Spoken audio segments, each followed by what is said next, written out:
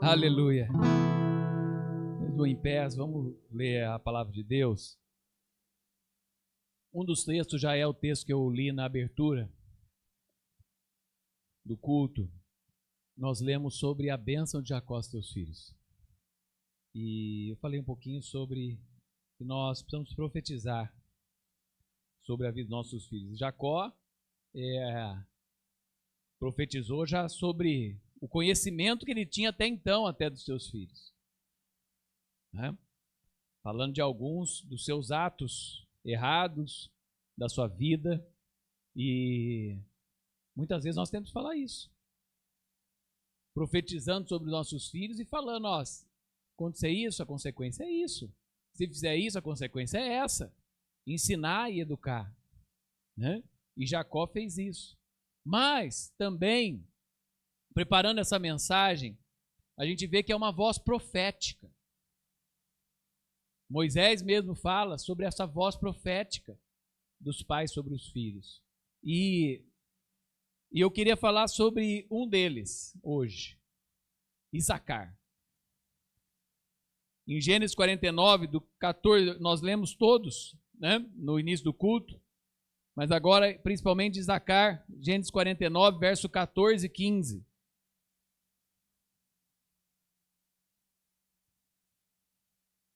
Isacar é jumento forte, deitado entre suas cargas.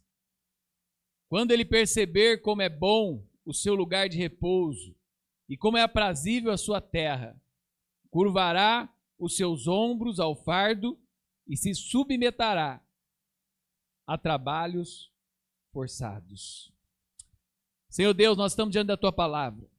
Pedimos que, de forma especial, o Senhor fale ao nosso coração através da tua palavra. E sobre essa vida profética, né, dos homens de Isacar, Pai. Que o Senhor possa abençoar cada um de nós com a sua palavra. Em nome de Jesus. Amém. Pode se assentar. A gente vai ler mais um pouquinho depois, né, no tempo correspondente, sobre 1 Crônicas 12, que fala de Isacar. É interessante que aqui, né, Isacar o significado é homem de aluguel. Com a bênção de Moisés, Isacar passa a se mover debaixo de um espírito profético. Recebe a incumbência de orientar profeticamente os filhos de Israel. O símbolo dessa tribo é o jumento. E foi exatamente o jumentinho que carregou Jesus, o leão de Judá, em sua entrada triunfal em Jerusalém. Historicamente, a gente tentando entender, né, Jó é filho de Isacar, né, e neto de Jacó. Gênesis 46, 16, que fala isso. Mas eu queria ir um pouquinho mais à frente, quando está num período em que Davi separa as tribos e pede para cada uma delas algo. E daí ele separa 200 homens da tribo de Isacar. Lá em 1 Crônicas 12, se você puder abrir, 1 Crônicas 12, até o verso 32 ao 40, da tribo de Isacar, 200 chefes que eram especialistas. Vamos ler aqui que você está aí. Da tribo de Isacar, 200 chefes que eram especialistas no conhecimento dos tempos e que sabiam como Israel deveria agir, comandavam todos os seus parentes.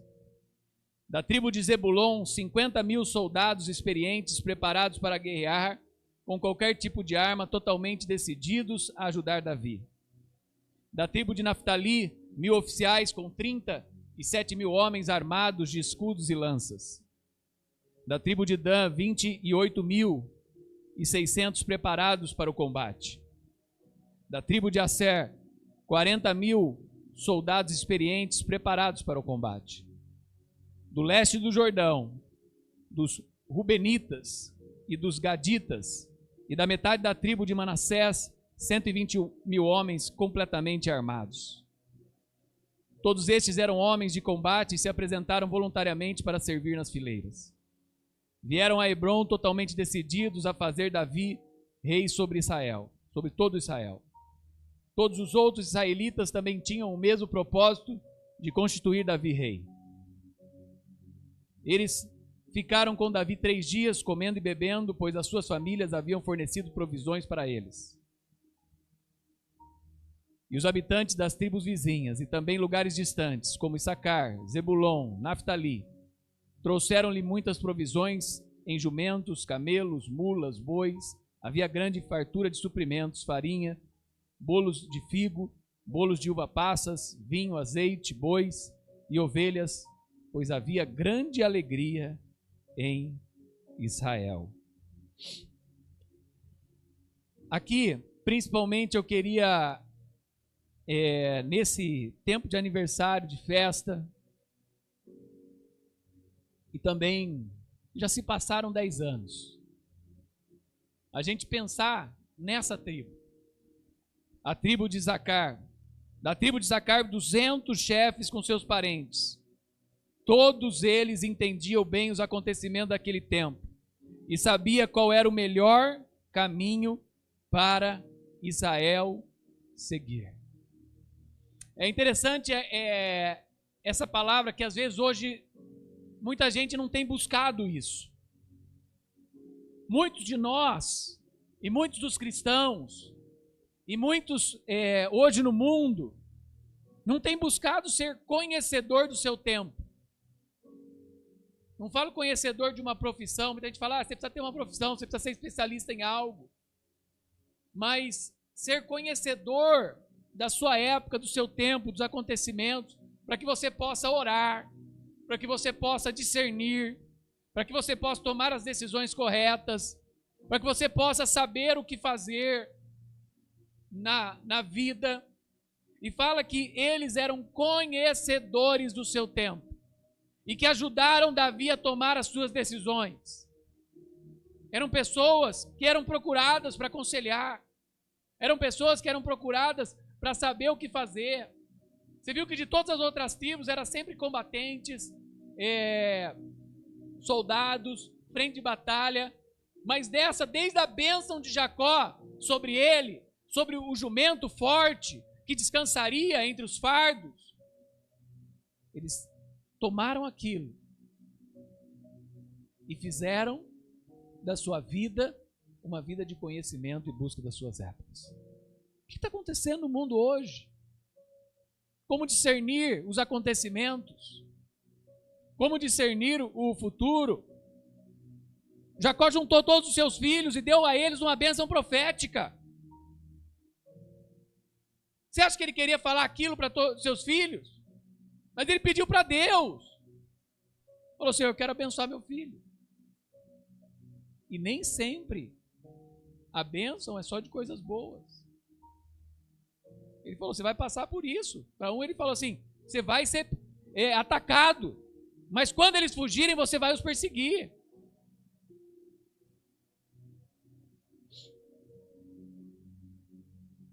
Destros no conhecimento do seu tempo. Os filhos de Issacar, 200 chefes, eles foram chamados para saberem o que Israel deveria fazer. E todos os seus irmãos deveriam seguir as suas ordens. Chamados. Eu não sou militar, mas Deus me deu conhecimento e sabedoria para ter estratégias. Façam isso. Eu não sou dessa área, mas Deus me deu sabedoria para te ajudar. Muitas vezes o que hoje pessoas mais novas não procuram, pessoas sábias, experientes. A geração de hoje, ela acha que sabe tudo e ela não procura os seus avós, os seus pais ou os seus líderes para pedir algum conselho do que fazer. Não é porque meu pai não sabe de internet ou de outra coisa que ele não pode me dar um conselho sábio. Não é porque meu pai não sabe fazer essa conta ou aquela conta que ele não pode me ajudar a tomar melhores decisões na área financeira da minha vida. Não é porque meu pai não é um especialista, um PhD, um doutorado, ou porque ele não é o meu professor, que ele não pode me ajudar. Aqui falam que pessoas sábias e experientes do seu tempo. Eles eram conhecedores do seu tempo. Mas muitas vezes podem não ser conhecedores das principais tecnologias de guerra. Mas eles sabiam e recebiam a direção de Deus para aquilo que deveriam tomar. Quantas decisões Israel tomou no curso da sua história, que se fosse um estrategista militar falaria, eles estão loucos. Mas pela sabedoria e o conhecimento de Deus eles venceram. Quantas decisões às vezes nós podemos tomar orando a Deus, buscando os sábios, buscando o conselho. E algumas pessoas podem falar para nós, você é louco. Por que você está fazendo desse jeito? E Deus nos abençoou daquela forma. Cuidando. Eles entendiam o tempo. Esse texto fala um momento decisivo. Davi estava sendo reconhecido como rei em todas as tribos. Entre milhares de guerreiros, a tribo de Issacar se destacava não pela força, mas pelo discernimento. Não é pelo poder, pelos recursos. Talvez hoje seria assim, pelo poder, pelo recurso, pela fama. Mas é pelo discernimento que eles tinham. Eles entendiam o seu tempo, destros dos conhecimentos. Não eram apenas observadores ou espectadores, né? Mas eles eram intérpretes da realidade. Quantas pessoas hoje não estão preocupadas com o que está acontecendo no mundo? 2 grupos meus de pastores, eles estão se reunindo e falando, vamos nos reunir, vamos orar, né, por essa guerra no Irã e Israel. O que nós podemos fazer? Tentar entender os acontecimentos. Eles eram intérpretes da realidade. Quantas pessoas já não estão profetizando acontecimentos que estão acontecendo, não só no nosso Brasil, mas no mundo? E muitos de nós cristãos não queremos ouvir os profetas. Estamos mais ouvindo, às vezes, coaches. Estamos mais ouvindo palestras para tentar enriquecer do que ouvindo profetas de Deus. Que são intérpretes da realidade. Sabiam ler o cenário político, espiritual e social. Tinham uma percepção viva e profética da vida. Às vezes nós buscamos pessoas que ficaram ricas, pessoas que tiveram fama, ao invés de buscar pessoas que são tementes a Deus, que vivem uma vida com Deus, para nos aconselhar sobre o futuro. Sabe? A igreja precisa ter essa voz profética, precisa entender o espiritual da igreja. Eu sou igreja. Como está a minha vida espiritual? Eu estou mais fervoroso? Eu estou mais crente? Eu estou entregando tudo para Deus? A igreja precisa entender a cidade. A igreja precisa entender o tempo da família. A igreja precisa entender o tempo pessoal de cada membro. Cada um tem o seu. Não é todo mundo. Né? Não é todo mundo que é desse jeito. Não é todo mundo que faz tudo. Não é todo mundo que ora sempre. Não é todo mundo que foi chamado também para liderar. Cada um precisa entender o seu tempo. Mas precisa querer mais de Deus. Precisa desejar mais do Senhor. Precisa desejar uma vida espiritual melhor do que a de ontem. E profetizar sobre a sua vida. Profetizar sobre a sua família. Profetizar sobre os seus filhos. Discernir o tempo. Evita decisões precipitadas. Tem hora que é hora de pisar no acelerador. Mas tem hora que é hora de deixar no ponto morto. Tem hora que é hora de devagar. Tem hora que é hora de preparar o terreno. Né? Tem hora que é hora de semear. Saber entender o momento e a época. Saber entender o que eu preciso e o que eu não preciso. Sabe? Eles sabiam o que fazer. Você está sabendo o que fazer hoje? Você está sabendo o que fazer da sua vida? Você está sabendo o que planejar para daqui a algum tempo? Você está sabendo onde vai estar a igreja? Você está sabendo como vai ser a sua vida? Você planeja para 1 ano, para 5, para 10 anos? Você planeja o que eu quero para esse ano? Você planeja o que eu quero para daqui 5 anos? Você planeja o que eu quero para daqui 10 anos? Talvez quando nós começamos há 10 anos atrás, a gente sonhava com algumas outras coisas.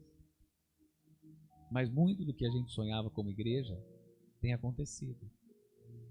Principalmente de ser uma igreja missionária. Principalmente de ser uma igreja que investe em missões.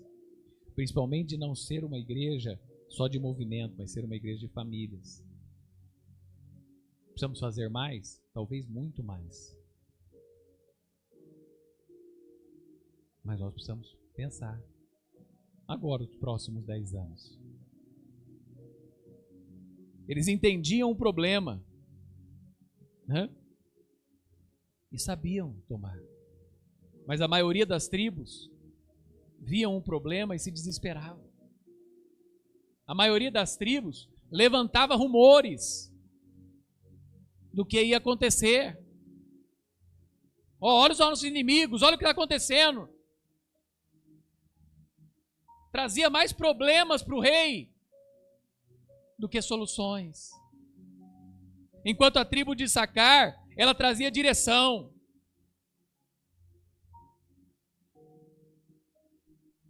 Tem gente que vê a crise e começa a fazer barulho. A tribo de Issacar via a crise e assumia responsabilidades. Está chegando um tempo difícil. Está chegando um tempo de crise. O que eu posso fazer? Aonde que eu vou estar? Onde que Deus vai me colocar? Deus vai me usar nessa crise. Os filhos de Issacar tinham clareza, estratégia e direção. Eles não viam só bênçãos. Eles não viam só coisas fáceis. Mas eles viam o que estava acontecendo. Sabe aquela pessoa que não se desespera diante da dificuldade? Tem uma dificuldade, pastor. Mas sabe o que eu vou falar para você? Talvez seja uma grande oportunidade. Talvez seja uma grande oportunidade. Quantas pessoas não têm investido dinheiro no Brasil? Há 2, 3 anos atrás falaram que o Brasil ia quebrar. Aí mesmo com todos os problemas, um dos melhores lugares para se investir dinheiro hoje é o Brasil. Porque alguns viram no Brasil uma crise e no meio da crise é uma boa oportunidade para quem investe. Não viram a crise, mas viram a oportunidade para o seu dinheiro crescer. Porque as crises são os melhores momentos de investimento. Se você investir certo. E é interessante esse processo, né? Às vezes a gente vê a crise e já está ainda há 2, 3, 4, 5 anos só reclamando que o preço está aumentando, que as coisas estão aumentando, que isso está aumentando. E tem gente que está fazendo aumentar o seu dinheiro. Tem gente que está fazendo aumentar o seu dinheiro. E muita gente está fazendo aumentar o seu dinheiro. O seu Deus é o mesmo Deus de um povo, de um país da África que está em crise já há quase 2000 anos. E ele está sustentando o seu povo naquele país. Ele está sustentando o teu povo. O seu Deus é o mesmo de vários cristãos. Nós vimos já alguns aqui, missionários que vieram da China pregando aqui, que a China tem crescido o número de cristãos lá. O seu Deus é o mesmo Deus dos cristãos que estão lá no meio do comunismo. E Deus tem o sustentado. O seu Deus é o mesmo Deus de soldados russos que não querem ir para essa guerra. Mas tem pedido para Deus todos os dias para os livrarem dessa guerra. E muitos deles são nazarenos. E foram obrigados a ir para frente de batalhas. Nós vimos aqui, eu mandei para vocês o texto. Para orar por soldados da Ucrânia e soldados da Rússia. E alguns deles jovens nazarenos. Na Rússia nem tão jovens. Mas na Ucrânia jovens. E vão servir por 2 anos. E pedindo para a igreja para livrá-los. Eles não queriam estar nessas guerras. O nosso Deus é o mesmo Deus que sustenta em meio a batalhas. E está sustentando gente lá. Tem gente cristã na Jordânia. Tem gente cristã no Irã, agora. Tem gente cristã dentro de Israel. Tem muita gente cristã dentro dos Emirados Árabes. Tem muita gente que Deus está sustentando. Sabe? É o mesmo Deus. Às vezes nós estamos pedindo para Deus para não desesperar, mas nos dar discernimento, nos dar sabedoria. Orar para Deus para que, o que o Senhor pode fazer, Pai? Eu estou numa crise aqui, toda a minha terra no sertão está seca. É o mesmo Deus dessas famílias que passam dificuldades e não tem água. Mas o que eu posso fazer? E Deus às vezes abre os olhos para um novo método de irrigação, de gotejamento, e faz aquela terra frutífera no meio de um sertão, faz aquela terra frutífera no meio de um deserto, e sustenta o teu povo, sustenta a vida do teu povo. É um Deus que cuida, sabe? Discernir o momento, definir prioridades, guiar o povo em segurança, pedir para Deus a direção daquilo que a gente pode fazer. O que eu posso fazer hoje? O que eu posso fazer da minha profissão? Fala, eles tinham autoridade, eles não tinham só discernimento, sabedoria, eles tinham autoridade. Fala que todos os seus irmãos seguiam as suas ordens. A autoridade verdadeira, ela não é imposta, ela é reconhecida. Deus levantou eles com autoridade, eles eram respeitados, eles eram seguidos, eles eram referência. Uma pessoa justa, uma pessoa honesta, uma pessoa fiel, uma pessoa sábia, ela se torna referência em meio às dificuldades. Se você é uma pessoa que ajuda alguém, se você é uma pessoa que faz o bem, se você é uma pessoa que cuida das pessoas, lá no seu serviço, mesmo que você às vezes não tenha um posto superior, lá você vai ter reconhecimento, você vai ter autoridade, você vai poder falar.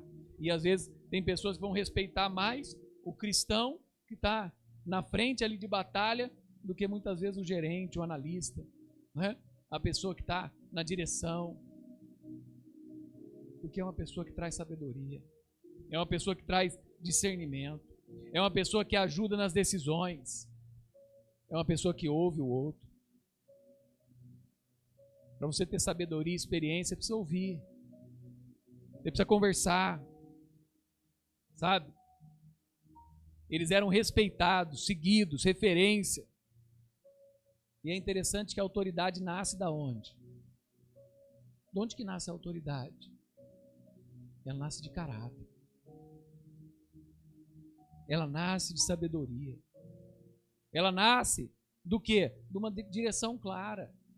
Não é pessoa que uma hora está falando uma coisa, daí para o outro fala outra, daí para o outro fala outra. Não é pessoa que tem 2, 3, 4 opiniões. Ele é assim. E não é pessoa que fecha a sua boca diante de uma opinião contrária. Você pode não falar. Seu chefe está ali falando. Você pode não falar nessa reunião. Você chama ele. Viu? Eu vi você falar desse jeito. Não seria melhor fazer dessa forma? Você dá um conselho. Você ajuda. Você coopera na decisão. Um exemplo simples. Nós tínhamos um problema numa das escolas que eu dou aula agora nesse começo de ano. A escola resolveu trocar. Ao invés dela comprar o material, cada um compra o material. Só que o que aconteceu foi que os pais demoraram para pagar. Agora que não é a escola. Tem pai que pagou em fevereiro quando o filho começou, então o material não chegou. E a escola tem um padrão, tem um planejamento, tem o que fazer. Nós sentamos, professores, fomos conversar com a diretoria. Exemplo. Viu, temos que fazer um outro tipo de avaliação. Esse bimestre, com muitos alunos sem livro ainda, não dá para fazer esse tipo de avaliação. Precisamos fazer de outro jeito. Às vezes, é sentar, conversar e falar como fazer. E a direção falou, não, então cada matéria vai definir como fazer a sua avaliação nesse primeiro bimestre. O que é mais prático. A ciência vai fazer um trabalho prático ali no laboratório. E assim vai. Né? Simples conselhos que nós podemos ajudar, sabe? Cooperar, né? Dar direção. Nem tudo precisa vir de cima para baixo. Quando a gente tem discernimento, sabedoria, a gente pode ajudar. Sabe? Precisamos de discernimento espiritual. E eu trago lições. O que nós precisamos? De discernimento espiritual. Precisamos de uma liderança que inspire. E precisamos também de ações estratégicas. Eu anotei uma frase que fala assim, ó: quem não entende o tempo erra a decisão. Quem não entende o tempo erra a decisão. Mas quem entende o tempo e sabe o que fazer, conduz uma geração ao propósito.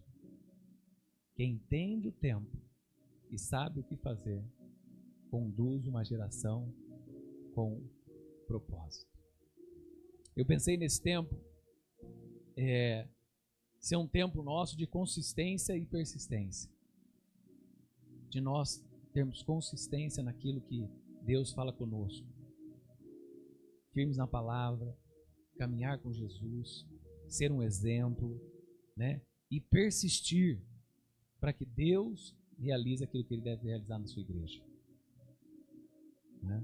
O pastor Fernando perguntou qual que é o tema, né, desse aniversário da igreja. Eu falei, consistência e persistência. Né? Na verdade, constância e persistência. Né? Sermos constantes na busca, no propósito.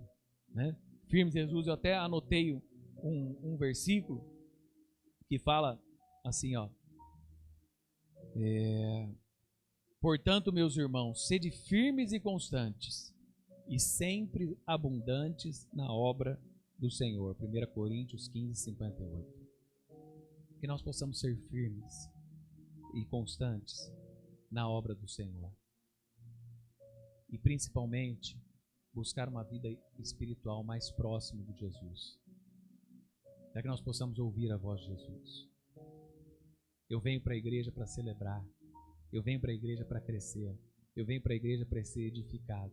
Mas eu também tenho a minha vida com Jesus e sei ouvir a voz de Deus. E se eu estou com alguma dificuldade, procuro os meus líderes. Procuro os pastores. Converse. Nós estamos aqui para servir. Não tenha receio, de ligar, falar, pastor, passa aqui em casa. Pastor, vamos tomar um café.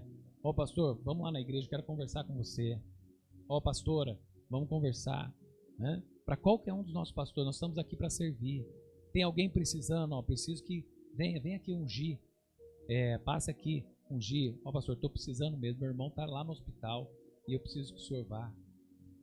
Né? Eu sei que todos nós temos bastante compromisso, mas nós estamos aqui para servir, né? E para ser igreja e para ajudá-los nessa caminhada, nessa jornada cristã de vida. É para isso.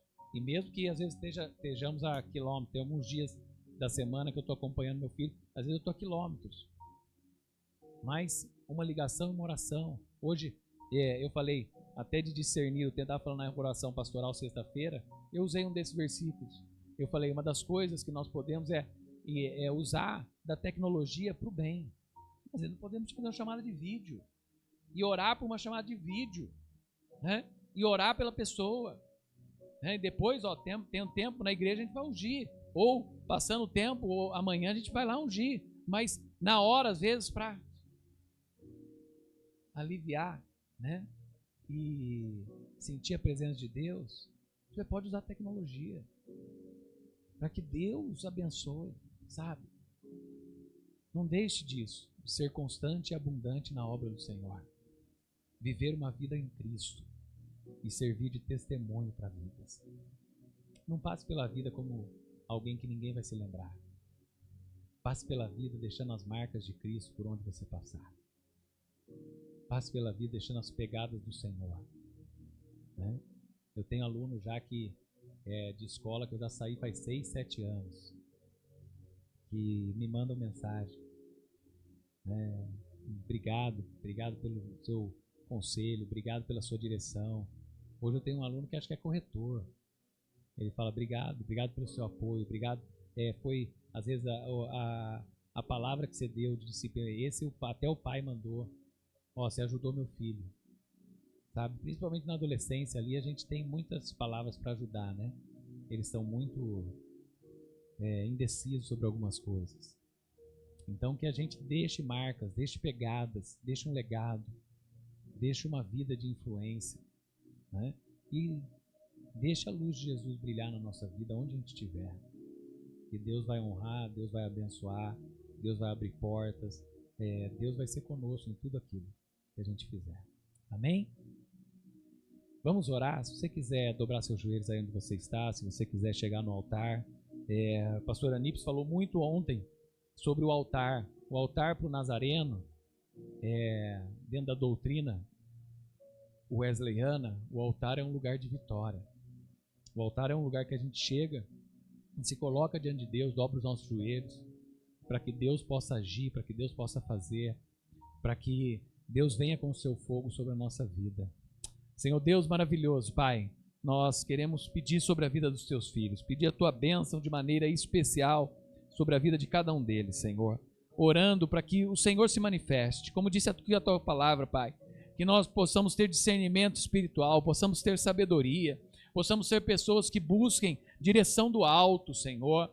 Pai, nós podemos ter conhecimentos humanos, nós podemos ter os cursos aqui que a sociedade estabelece, mas que as nossas decisões sejam decisões tomadas debaixo do céu, debaixo da tua presença, debaixo do teu espírito, debaixo da tua direção, Pai, com o crivo da cruz, Senhor, para que as tuas bênçãos estejam sobre a nossa vida, sobre a nossa família, sobre a nossa casa, sobre a nossa igreja, Senhor, de maneira especial e poderosa. Vem com o teu espírito, Senhor, dá clareza, Senhor, àqueles que estão com dúvidas, aqueles que estão precisando tomar uma decisão, aqueles que precisam de uma porta aberta, Senhor, Pai, para diversas áreas da sua vida, que o Senhor dê clareza, Senhor, Pai, nas suas vidas, e que o Senhor abençoe de forma especial a sua igreja, ó Pai, em nome de Jesus. Amém e amém.